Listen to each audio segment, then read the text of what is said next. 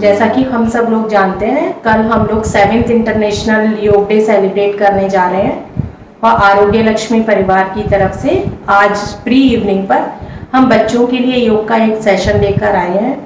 बच्चे अगर daily life में अपने डेली रूटीन में कुछ योगासन और प्राणायाम की प्रैक्टिस करते हैं तो वो ना केवल फिजिकली फिट रहते हैं बल्कि मेंटली भी हेल्दी रहते हैं। साथ ही योग से बहुत सारे उनको बेनिफिट्स मिलते हैं, जैसे उनकी ओवरऑल ग्रोथ होती है, फिजिकल स्टेमिना बढ़ता है, बॉडी में फ्लेक्सिबिलिटी आती है, मसल्स में स्ट्रेथनिंग होती है, जॉइंट्स स्ट्रॉन्ग होते हैं, डाइजेशन बढ़ता है, ब्लड सर्कुलेशन अच्छा होता है, नींद अच्छी आती है। दूसरा प्लस पॉइंट ये है कि बच्चों में फोकस और कंसंट्रेशन भी इम्प्रूव होता है, उनकी मेमोरी भी बढ़ती है। साथ ही मैं ये बताना चाहूँगी कि आजकल कोरोना जब से चला है, कोरोना आया है, ये पैंडेमिक, इस दौरान बच्चों में फिजिकल एक्टिविटी बहुत कम हो गई है। पूरा टाइम वो अपने घर पर रहते हैं और घर पर रहने के कारण उनकी किसी भी तरह की कोई एक्सरसाइज नहीं होती है, जिसके कारण उनका ना सोने का कोई रूटीन है, खाने का पीने का कोई भी उनका रूटीन नहीं है। तो इस कारण से बच्चों में आलस, चिड़चिड़ाहट, इस तरह की प्रॉब्लम्स बहुत ज़्यादा देखने को मिलती हैं। दूसरी तरफ उनकी स्टडीज़ भी ऑनलाइन हो गई हैं, जिसके कारण उनके गैजेट्स का यूज़ बढ़ गया है। तो आइज़ पर स्ट्रेन आता है, नेक पर स्ट्रेन आता है, हेडेक भी होता है। इन सारी प्रॉब्लम्स का सॉल्यूशन अगर हम देखें तो इन सभी का सॉल्यूशन है डेली योग की प्रैक्टिस। डेली योग की प्रैक्टिस करने से न केवल ये सारी प्रॉब्लम सॉल्व होंगी बल्कि हमारे बच्चे फिजिकली और मेंटली भी फिट रहेंगे। तो आइए आज इस योगाभ्यास को शुरू करते हैं पावनी शर्मा के साथ में। पावनी शर्मा आपको सारे आसन और प्राणायाम का डेमोन्स्ट्रेशन करके बताएंगी। कभी भी हम योगाभ्यास करते हैं तो उसको बॉडी वार्म अप से शुरू करते हैं। तो सबसे पहले हम बॉडी वार्म अप करना शुरू करते हैं। इसमें मेनली जॉइंट्स का मूवमेंट रहता है। सबसे पहले हम करेंगे नेक का मूवमेंट। सीधे खड़े हो जाएंगे, दोनों हाथों को अपने वेस्ट पर रखेंगे और नेक को आगे की तरफ धीरे धीरे डाउन करेंगे, चिन को चेस्ट से टच करेंगे। नाउ नेक को धीरे धीरे पीछे की तरफ लेकर जाएंगे, आगे आएंगे, रिलैक्स। नेक को लेफ्ट साइड की तरफ रोटेट करेंगे, रिलैक्स। देन राइट साइड लेकर जाएंगे। एक बार फिर से रिपीट करेंगे, आगे आगे झुकाएंगे, देन पीछे की तरफ नेक बेंड करेंगे। Now left side and then right side. Slowly now relax. Second rotation होगा हमारा शोल्डर रोटेशन। शोल्डर रोटेशन करने के लिए दोनों पाम्स को शोल्डर पर रखेंगे, देन शोल्डर को मूव करेंगे।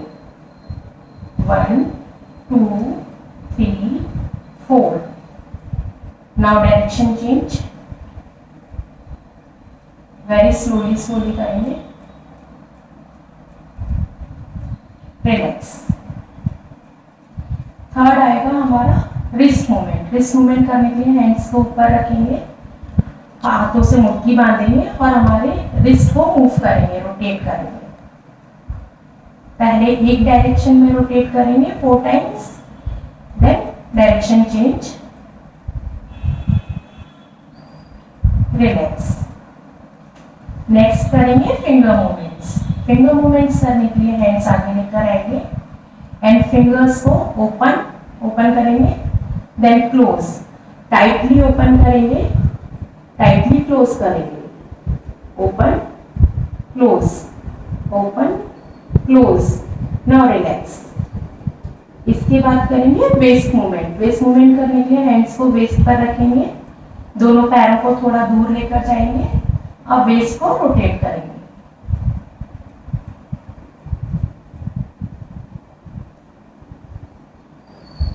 Direction change,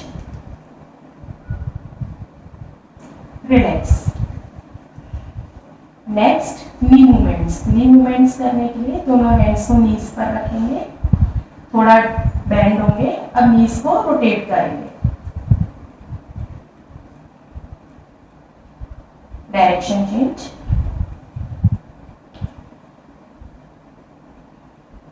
relax. और सबसे लास्ट में एंकल जॉइंट का मूवमेंट करेंगे।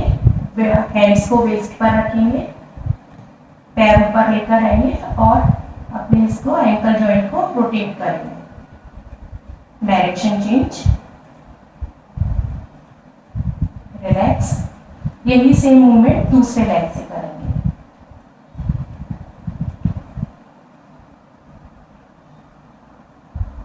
ये था हमारा बॉडी वार्म।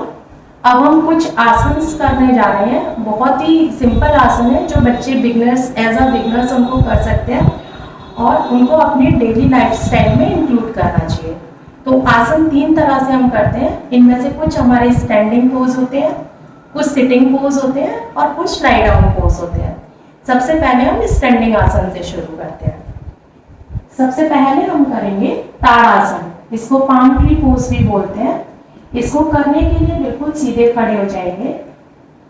देन अपने हैंड्स को ऊपर लेकर जाएंगे, फिंगर्स को इंटरलॉक करेंगे एंड फिंगर हैंड्स को ऊपर करके अपनी बॉडी को, पूरी बॉडी को लिफ्ट करेंगे। जितना आप लिफ्ट कर सकते हैं उतना लिफ्ट करेंगे। धीरे धीरे रिलैक्स करेंगे। एक बार फिर से शो करके दिखाएंगे, डेमोन्स्ट्रेट करेंगे। Hands up, interlock, then body को लिफ्ट करेंगे। ये ताड़ासन बच्चों में मेनली हाइट इंक्रीज करने के लिए बहुत अच्छा होता है। दूसरा, पूरी बॉडी में फ्लेक्सिबिलिटी बढ़ाता है। नेक्स्ट पर रिलैक्स। दूसरा आता है vrikshasana, means tree pose. Tree pose करने के लिए बिल्कुल सीधे खड़े होंगे। एक हाथ से अपने एंकल को पकड़ के थाई पर रखेंगे, स्टेबल होने की थोड़ी कोशिश करेंगे। देन दोनों हैंड्स को ऊपर ले जाकर ज्वाइन करेंगे। किसी एक पॉइंट पर अपना फोकस रखेंगे। रिलैक्स। इसे हम रिपीट करेंगे दूसरे लेग से। हाथ से एंकल पकड़ के थाई पर रखेंगे, स्टेबल होंगे, हैंड्स ऊपर लेकर जाएंगे, ज्वाइन करेंगे, रिलैक्स। तो ये ट्री पोज हमारी बॉडी में हमें एक तो कंसंट्रेशन बढ़ाता है, बॉडी का पोस्चर इंप्रूव करता है और बॉडी में स्टेबिलिटी लाता है। मैंने जैसे बताया एक पॉइंट पे फोकस करना है, तो इससे फोकस भी बढ़ता है, कंसंट्रेशन भी बढ़ता है। अब थर्ड आसन हम करेंगे त्रिकोण आसन। त्रिकोण आसन करने के लिए दोनों पैरों को फैलाएंगे, जितना फैला सकते हैं उतना फैलाएंगे। दोनों हैंड्स को शोल्डर तक ऊपर उठाएंगे, दोनों हैंड्स को अब एक हैंड से नीचे डाउन करेंगे और लेग को टच करेंगे, नेक को ऊपर करेंगे, स्काई की तरफ हम देखेंगे।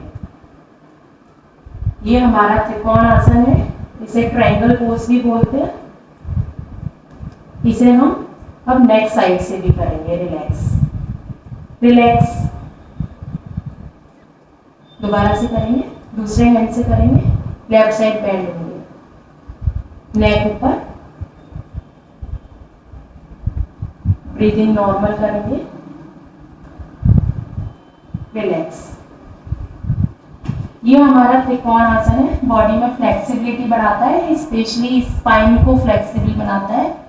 अगर बॉडी में बच्चों के जिनके फैट ज्यादा होता है, बेली फैट को भी ये रिड्यूस करता है। नेक्स्ट करेंगे वीरभद्रासन। वीरभद्रासन करने के लिए दोनों पैरों को एक के पीछे एक लेकर आएंगे, हैंड्स को ऊपर ले जाकर ज्वाइन करेंगे एंड नीज पर बेंड हो जाएंगे। रिलैक्स।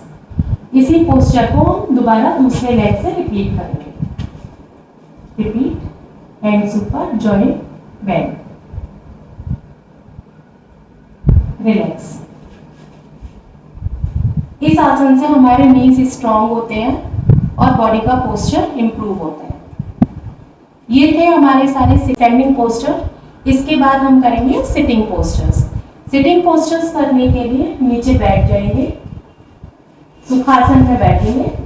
तो सुखासन में बैठने के बाद हम सबसे पहले पहला आसन शुरू करते हैं पद्मासन से।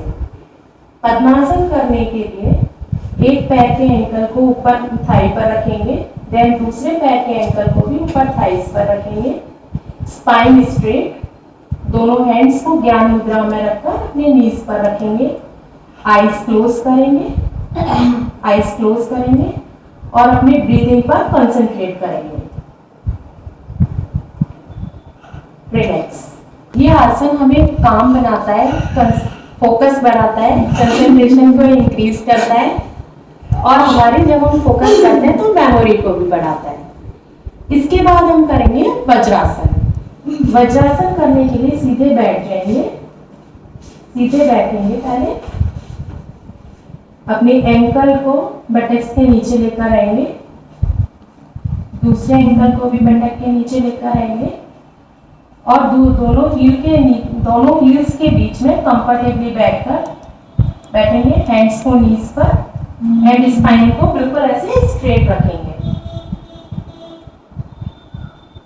ये हमारा वज्रासन, इसे डायमंड पोज भी बोलते हैं। इस आसन की खास बात यह है कि ये डाइजेशन को इम्प्रूव करता है। इस पर्टिकुलर आसन को हम खाना खाने के बाद भी कर सकते हैं। जिन बच्चों को कॉन्स्टिपेशन, एसिडिटी, भूख कम लगना, इस तरह की प्रॉब्लम्स रहती हैं, वो अपने खाने के बाद 10 से 15 मिनट तक वज्रासन में बैठेंगे तो उन्हें निश्चित ही लाभ मिलेगा। Next relax. नेक्स्ट करेंगे हम बालासन। बालासन करने के लिए वज्रासन में बैठेंगे, दोनों हैंड्स को ऊपर लेकर जाएंगे, स्लोली स्लोली डाउन करेंगे और फ्लोर को टच करेंगे, फोरहेड को भी नीचे टच कर देंगे। स्लोली ब्रीथ करेंगे। रिलैक्स। एक बार फिर से डेमोन्स्ट्रेट करेंगे। हैंड्स को ऊपर लेकर जाएंगे, धीरे धीरे नीचे डाउन करके फ्लोर टच करेंगे, फोरहेड भी टच रहेगा। रिलैक्स। ये है हमारा बालासन। बालासन भी डाइजेशन को इम्प्रूव करता है। दूसरा ये चेस्ट को भी बढ़ाता है। जिन बच्चों को अस्थमा की प्रॉब्लम रहती है वो आसन ही डेली प्रैक्टिस कर सकते हैं। बेली फैट भी इससे कम होता है। इसके बाद हम करेंगे Ushtrasana. Ushtrasana means camel pose. Ushtrasana करने के लिए भी वज्रासन में बैठेंगे। अब नीज पर स्टैंड हो जाएंगे, दोनों हैंड्स को धीरे धीरे पीछे ले जाकर अपने हील्स को पकड़ेंगे और बॉडी को पीछे बेंड करेंगे।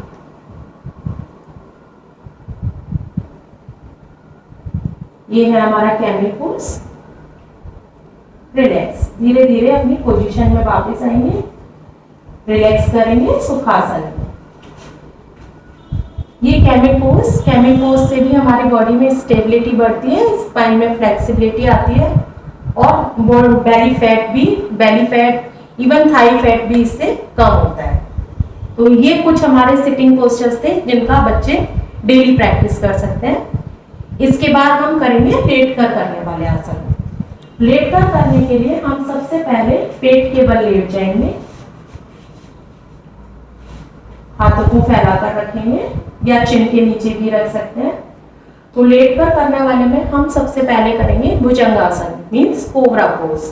कोबरा पोज करने के लिए दोनों हैंड्स को वेस्ट के पास लेकर आएंगे, शोल्डर के पास लेकर आएंगे, फ्लोर पर टच करेंगे एंड बॉडी को अपने वेस्ट से ऊपर लिफ्ट करेंगे। जितना बॉडी हम बेंड कर सकते हैं पीछे, पैरों को पास में रखेंगे। रिलैक्स। एक बार फिर से डेमोन्स्ट्रेट करेंगे। हैंड्स को आगे लेकर आएंगे, शोल्डर के पास टच करेंगे फ्लोर को और बॉडी को लिफ्ट करेंगे। रिलैक्स। ये है हमारा कोबरा पोज। कोबरा पोज से स्टेमिना भी बढ़ता है, फिजिकल स्ट्रेंथ बढ़ती है और मसल्स भी स्ट्रेंथ होती है। दूसरा, स्पाइन में भी फ्लेक्सिबिलिटी आती है। इसके बाद इस भुजंगासन को आगे एडवांस अगर बच्चे करना चाहते हैं तो पूर्ण भुजंगासन भी होता है, उसका डेमोन्स्ट्रेशन करेंगे। पूर्ण भुजंगासन करने के लिए सबसे पहले भुजंगासन करेंगे। भुजंगासन के पोज में जाएंगे, देन अपने पैरों को उठाकर सिर से टच करेंगे, हेड से।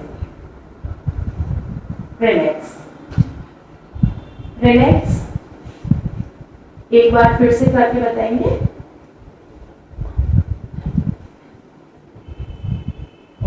रिलैक्स। अगर बच्चे ये नहीं कर पाते हैं तो इसकी जगह धनुरासन भी किया जा सकता है, उसका भी हम करके बताते हैं। धनुरासन करने के लिए उल्टे ही लेटे रहेंगे, अपने हाथों से अपने एंकल्स को पकड़ेंगे और बॉडी को लिफ्ट करेंगे।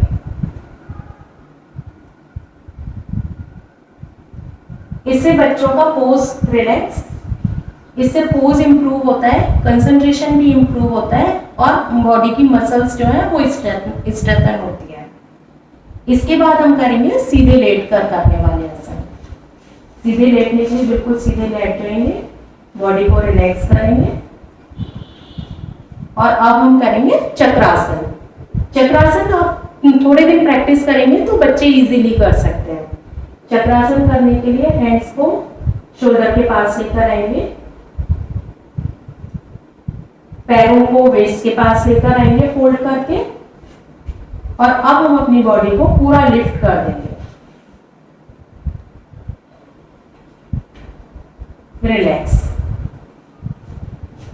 एक बार फिर से करेंगे, हैंड्स को हेड के पास लेकर आएंगे, लेग्स वेस्ट के पास, देन बॉडी को लिफ्ट करेंगे। रिलैक्स। इससे हमारा चेस्ट खुलता है, लंग्स एक्सपैंड होने के लिए स्पेस मिलता है और जिन बच्चों को अस्थमा की प्रॉब्लम रहती है वो इसे कर सकते हैं। साथ में फैट तो इससे कम होता ही है।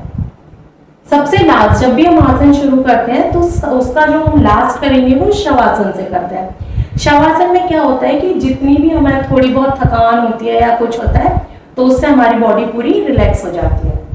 शवासन करने के लिए अपनी पूरी बॉडी को बिल्कुल ढीला छोड़ देंगे, आई हैंड्स को थोड़ा दूर रखेंगे अपनी बॉडी से, आईज बंद करेंगे और डीप ब्रीथ करेंगे।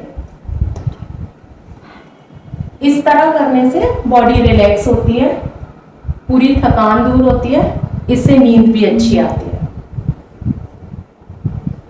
अब लास्ट में हम करते हैं प्राणायाम की प्रैक्टिस। वो बच्चे अगर 2 से 5 मिनट अनुलोम विलोम करें तो उनके लिए बहुत अच्छा होता है। एक छोटा सा डेमो हम करके बताते हैं। हेड्स का कप बनाएंगे थंब एंड फिंगर से, इससे इस तरह से करते हैं। एक थंब से नोज को बंद करेंगे और दूसरी से डीप ब्रीथ करेंगे, देन क्लोज करेंगे और फिर आउट करेंगे। इसी तरह से इन, बस इसमें ध्यान ये रखना है कि जिस नोस्ट्रिल से हम ब्रीथ इन करते हैं ब्रीथ आउट उससे नेक्स्ट करेंगे, जिससे ब्रीथ आउट किया है उससे ब्रीथ इन करेंगे। और इससे 8 से 10 राउंड या 15 से 20 राउंड भी बच्चे कर सकते हैं। इससे उनमें ऑक्सीजन का फ्लो अच्छा होता है, ब्लड सर्कुलेशन भी इंक्रीज होता है। दूसरा, प्राणायाम करने से पूरे हमारे बॉडी सेल्स को ऑक्सीजन भी अच्छा मिलता है, जिससे बॉडी का एनर्जी लेवल बढ़ता है। क्योंकि जो ऑक्सीजन, ये तो हम जानते हैं कि ऑक्सीजन जो है वो हमारे बॉडी का जो फूड होती है, डाइजेस्टेड फूड, उसको बर्न करने में हेल्प करती है। जब वो बर्न होती है तभी हमें एनर्जी मिलती है। तो बच्चों में एनर्जी लेवल बढ़ाने के लिए और ऑक्सीजन बढ़ाने के लिए प्राणायाम जरूर से हमें करना चाहिए।